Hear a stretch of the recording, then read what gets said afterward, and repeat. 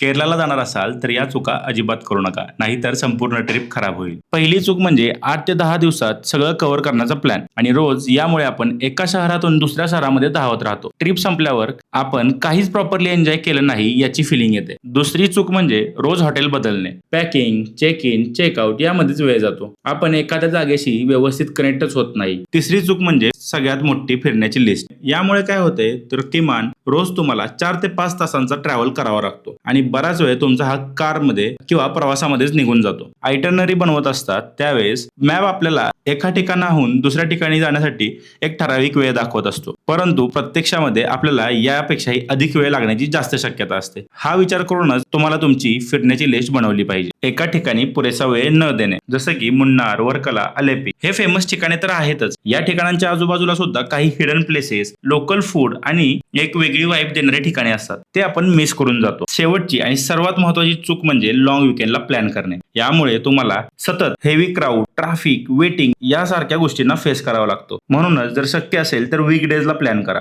आणि slow travel करा. आत्ताच फॉलो करून ठेवा, कारण की पुढच्या व्हिडिओमध्ये मी तुम्हाला केरला काही पार्ट्समध्ये डिवाइड करून परफेक्टली कसा एक्सप्लोर करता येईल हे सांगणार आहे.